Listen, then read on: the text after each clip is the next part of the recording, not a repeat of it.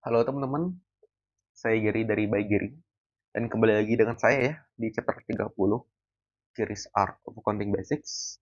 Judul chapter kali ini adalah laporan keuangan berkualitas ya. Jadi teman-teman ya, ini kemungkinan besar ya akan menjadi chapter terakhir dari series ini. Jadi kalau memang nanti ada chapter 31, 32, itu bonus ya. Ini plannya sih berakhir di chapter 30. Untuk Tapi teman-teman jangan khawatir ya, saya akan tetap lanjut ya, karena accounting itu banyak yang mau dibahas ya. Jadi dari dasar akuntansi ada, dari pembukuan secara akuntansi ada. Itu isinya adalah siklus ya, siklus akuntansi dari merekam, kemudian itu memposting ya.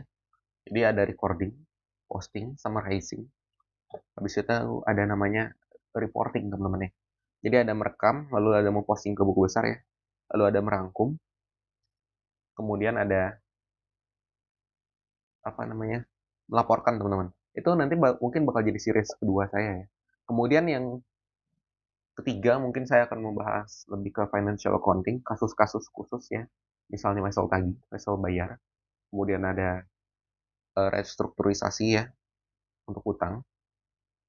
Lalu mungkin ada reklasifikasi utang jangka panjang yang sebagiannya jadi utang jangka pendek. Kemudian nanti bakal bahas juga rekonsiliasi bank, sistem kas kecil. Itu mungkin ada di series ketiga ya, mungkin judulnya Gary's Art of Financial Accounting. Tapi kita nggak usah mikir terlalu jauh dulu ya. Jadi memang ada plan untuk melanjutkan series ya. Jadi ada series kedua, series ketiga, series keempat ya. Nanti bakal banyak lah yang dibahas. Financial accounting, pembukuan akuntansi, siklus akuntansi ya. Kemudian ada juga mungkin akan membahas ya eh, tax accounting, akuntansi pajak, management accounting, sama cost accounting juga bisa saya bahas ya. Tapi kita balik lagi lah, kita khusus di sini aja dulu teman-teman. Jadi memang ya kalau nanti ada chapter 31, 32, 33 atau seterusnya, intinya 30 ini rencana saya terakhir. Kalau nanti memang ada lebih, berarti bonus ya. Atau mungkin ada yang belum saya masukkan di dasar akuntansi, jadi saya tambahin. Nah, kalau misalnya belum ada, teman-teman bisa stay tune ya untuk ditunggu aja series yang baru ya, series Art of Bookkeeping Accounting. Itu isinya nanti ada siklus akuntansi teman-teman dari jurnal umum, buku besar, lalu ada jurnal penyesuaian, lalu buku besar lagi ya, lalu ada neraca saldo, dari neraca saldo mungkin nanti ada kertas kerja, nanti ada laporan keuangan, nanti ada jurnal penutup ya, kemudian ada buku besar lagi neraca saldo setelah penutup, jurnal pembalik. Ya sebenarnya itu kalau dibikin uruntutannya banyak teman-teman, tapi kegiatan dasarnya cuma 4 aja itu sebenarnya. Jadi cuma ada entry jurnal, terus ada buku besar ya, lalu ada neraca saldo, sama laporan keuangan. Udah, sebenarnya itu aja udah. Tapi entry jurnal itu diulang-ulang. Pertama ada jurnal entry biasa ya, yang transaksi umumnya. Mereka biasanya sebut jurnal umum ya kalau di akuntansi, buku-buku akuntansi Indonesia ya, diajarinnya itu jurnal umum. Nanti selanjutnya ada jurnal penyesuaian, nanti ada jurnal jurnal penutup, ada jurnal pembalik. Sebenarnya itu semua entry jurnal teman-teman. Sebenarnya kalau mau digabung juga nggak masalah, atau kalau di sistem pun digabung.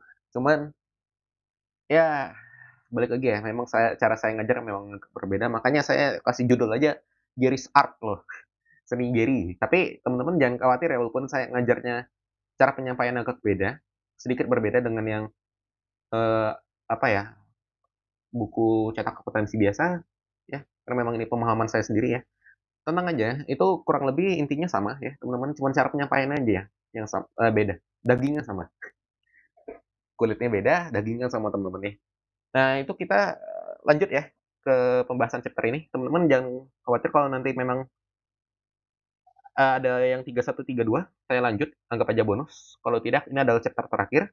Dan untuk series selanjutnya itu mungkin kalau ada waktu ya teman-teman ya, ini kebetulan saya bisa bikin 30 episode ini selesai 6 hari teman-teman ya. Ini lagi lebaran Idul Fitri ya, dari Senin hingga Sabtu, hingga Minggu sih, 7 hari lah ya. Itu saya fokus bikin 30 chapter ini dan saya selesaikan.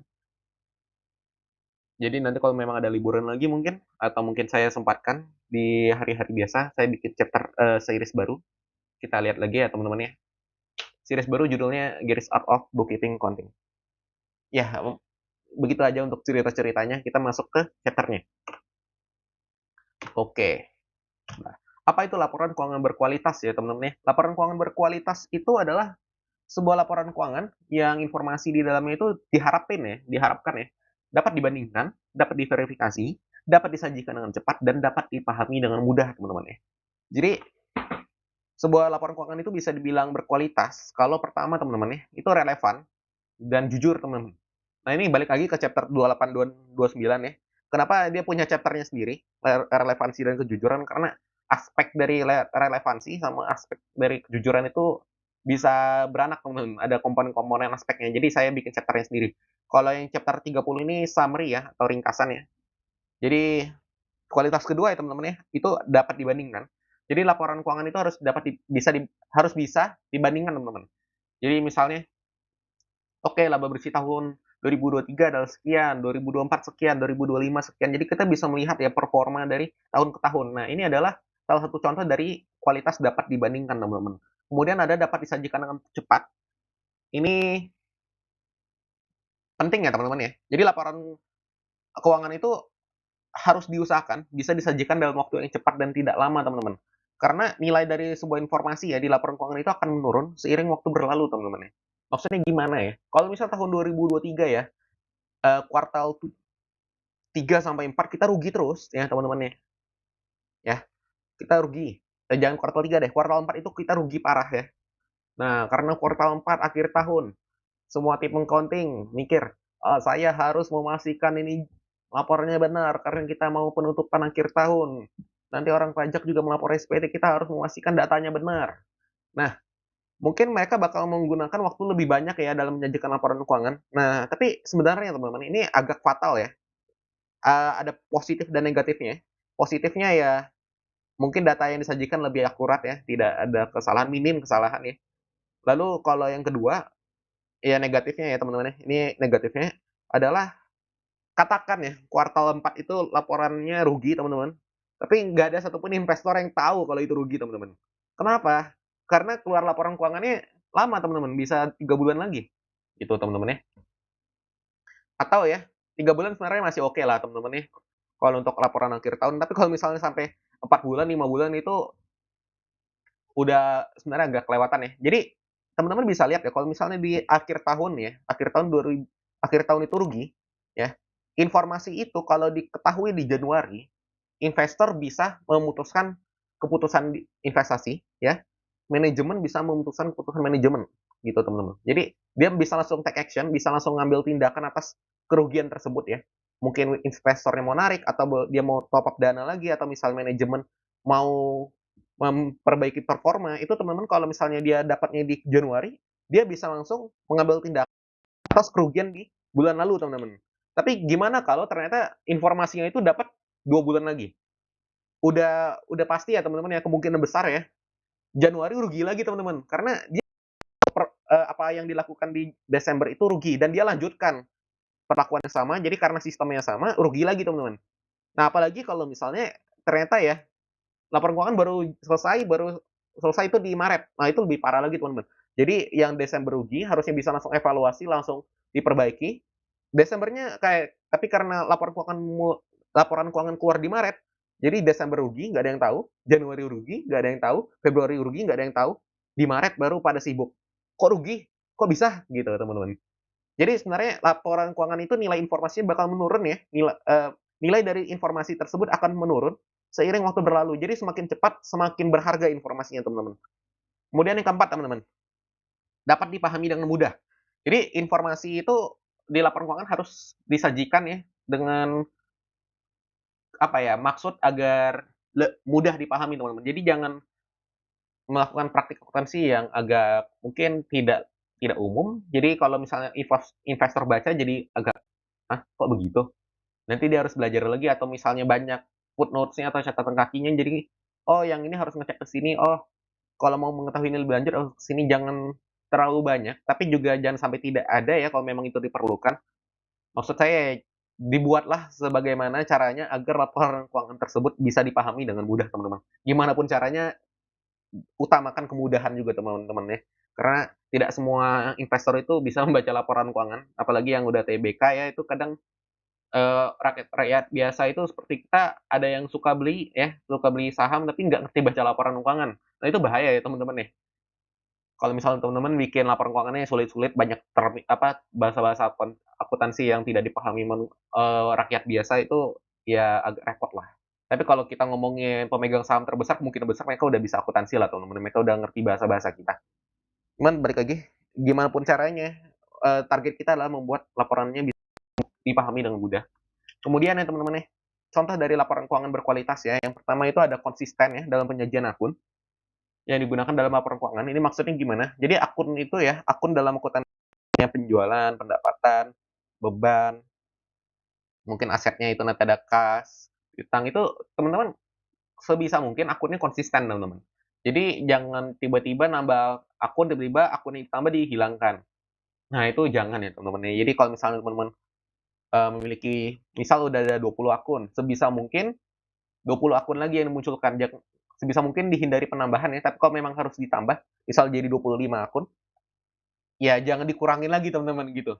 Karena gunanya adalah untuk biar gampang dibandingkan teman-teman ya. Kalau misalnya teman-teman banyak perubahan di akun, saat membandingkan laporan keuangan itu nanti ada periode di mana akun tersebut nilainya nol, periode di mana akun tersebut nilainya ada. Itu dihindari teman-teman. Kemudian ya, laporan keuangan berkualitas itu cepat dalam penyajian laporan keuangan ya. Ini yang tadi sudah saya bahas ya.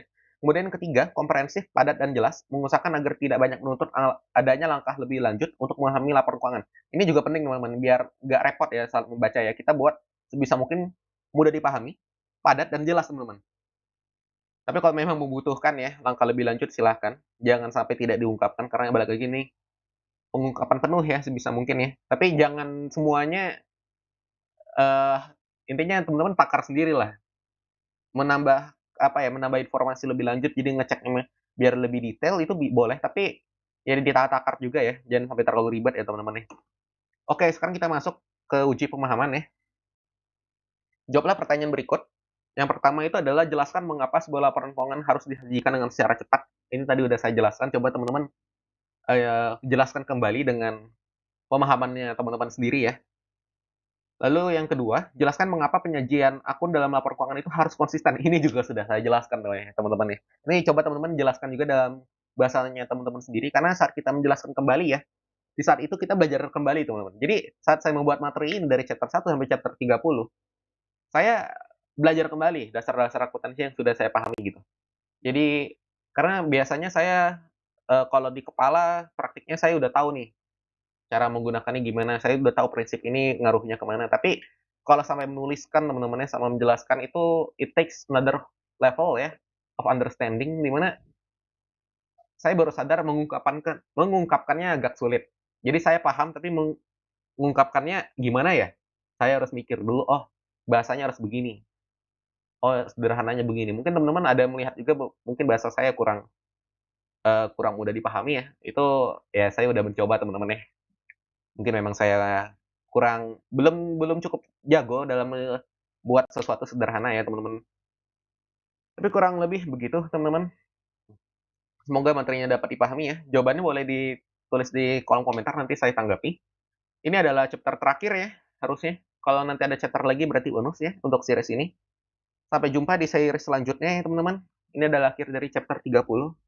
Teman-teman kalau misalnya merasa terbantu dengan series ini dan mungkin series yang Gears Art of Bookkeeping Counting belum keluar ya, mungkin saya lupa atau mungkin saya memang belum ada waktunya, itu teman-teman bisa tunjukkan ya antusias teman-teman, wah saya terbantu misalnya. Katakanlah teman-teman terbantu ya, kita ngomong yang terbantu aja.